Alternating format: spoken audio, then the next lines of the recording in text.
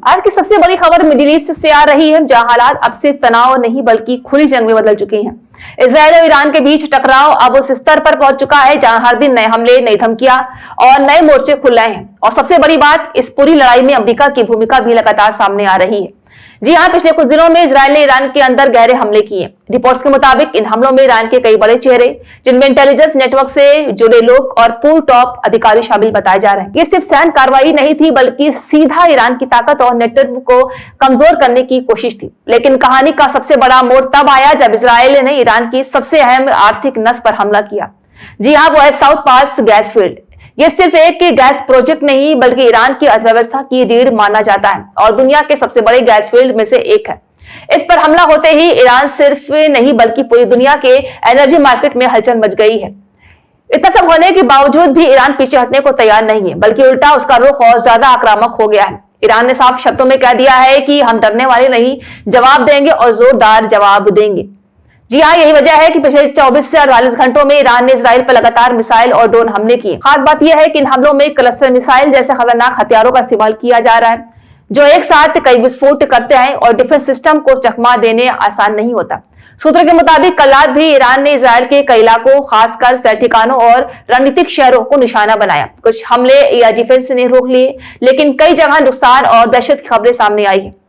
वही खाड़ी देश तक भी खतरा फैल चुका है। जी हाँ, ईरान ने सिर्फ इजराइल तक खुद को सीमित नहीं रखा है, उसने साफ चेतावनी दी है कि अगर हमले जारी रहे तो खाड़ी देशों के तेल और गैस ठिकानों को भी निशाना बनाया जा सकता है। हाल ही में कतर के बड़े एलएनजी हब पर हमला हुआ है, जिसने पूरी दुनिया को हिला दिया है। इसके अलावा खबरें ये भी हैं कि समुद्र में, खासकर स्ट्रेट ऑफ हॉर्मुज में तेल टैंकरों को रोका जा रहा है और शिपिंग पर दबाव बनाया जा रहा है। यानी अब ये जंग सिर्फ दो देशों की नहीं रही, ये ग्लोबल सप्लाई चेन और एनर्जी सिक्योरिटी की जंग बनती जा रही है। ईरान की जनता डर नहीं, गुस्सा और समर्थन दिखा रही है। जी हाँ, यहाँ सबसे दिलचस्प बात और अहम पहलू यही है कि ईरान की जनता का रुख क्या है। जहां आमतौर पर युद्ध के समय लोग डर जाते हैं, तो वहीं ईरान में एक अलग ही माहौल देखने को मिल रहा है। कई रिपोर्ट्स और वीडियो में देखा गया है कि लोग सड़कों पर उतरकर अपने देश के समर्थन में नारे लगा रहे हैं। हम पीछे नहीं हटेंगे, इजराइल को जवाब मिलेगा, ऐसे नारे खुलेआम सुनाई दे रहे हैं। ईरान की जनता इस लड़ाई को सिर्फ युद्ध नहीं बल्कि सम्मान और अस्तित्व की लड़ाई भी मान रही है। उन्हें लगता है कि अगर अभी झुक गए तो भविष्य में देश की संप्रभुता खतरे में पड़ जाएगी। अब बात आती है अमेरिका की। अमेरिका खुले तौर पर इजराइल के साथ खड़ा है, ये बात किसी से छुपी नहीं है। कुछ रिपोर्ट्स के मुताबिक पहले हुए हमलों में अमेरिका की रणनीति भूमिका काफी अच्छी रही। यही वजह है कि ईरान अब सिर्फ इजराइल ही नहीं बल्कि अमेरिका को भी सीधे तौर पर चेतावनी दे रहा है। युद्ध अब 3 स्तर पर चल रहा है। पहला है जमीन पर यानी मिसाइल और हमले, दूसरा है आसमान में यानी ड्रोन और एयर स्ट्राइक, और तीसरा साइबर स्पेस है यानी हैकिंग और डिजिटल अटैक।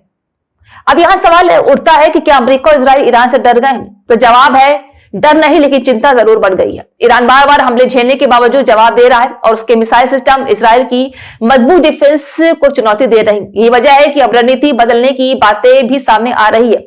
जी हाँ, आपको बता दें कि इस जंग का असर अब दुनिया पर भी दिखने लगा है। तेल की कीमतें बढ़ रही हैं, शिपिंग रूट्स खतरे में है, एनर्जी सप्लाई अनिश्चित हो रही है।